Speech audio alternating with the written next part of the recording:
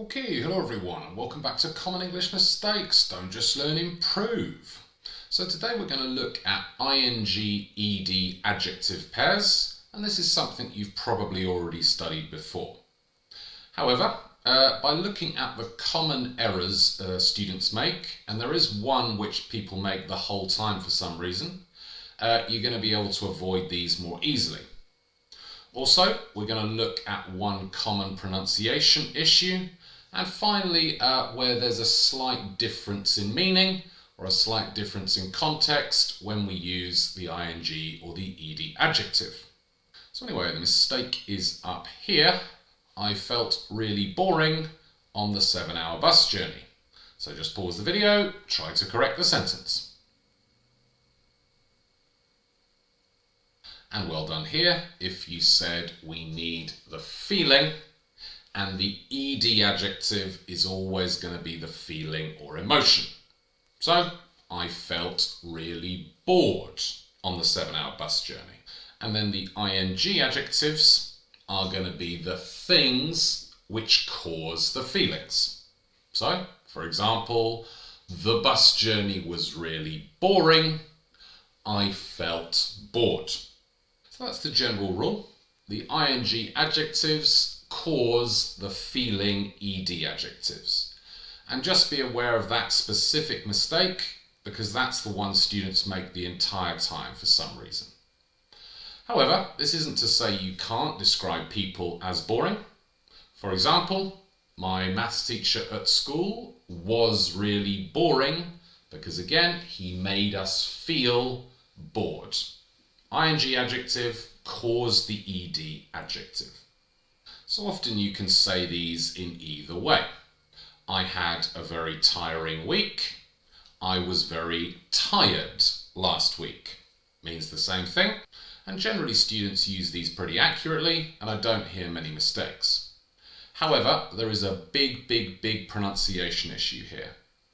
Tiring, we're going to say like that with 3 sounds. But for the other one, we don't say tired, which most students say. And it's quite understandable because that's how it's written. Here we want to be using much more a y sound. So, tired. And again, write it down phonetically like that. Generally I find when students read that, they get it correct.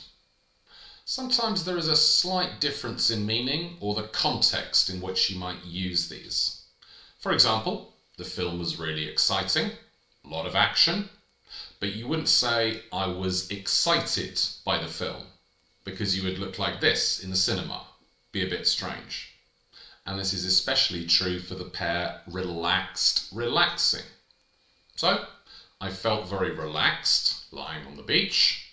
The sound of the ocean is very relaxing, makes me feel relaxed. But what are we saying here? There is a relaxed atmosphere in my office on a Friday afternoon. Just pause the video and think what this sentence means. So here, the office is very relaxed, means it's very calm. The reason I bring this up is students often ask me, I had a relaxed weekend, I had a relaxing weekend, which is correct. And usually you can say both, but there is a slight difference in meaning. I had a relaxing weekend, a weekend which made me feel very relaxed. I had a relaxed weekend, a very calm weekend with not much activity. So just be aware, when you talk about situations, places, times, there is a slight difference in meaning depending on what you want to say. And finally, the same concept comes up here, but it's a slightly different mistake that students make.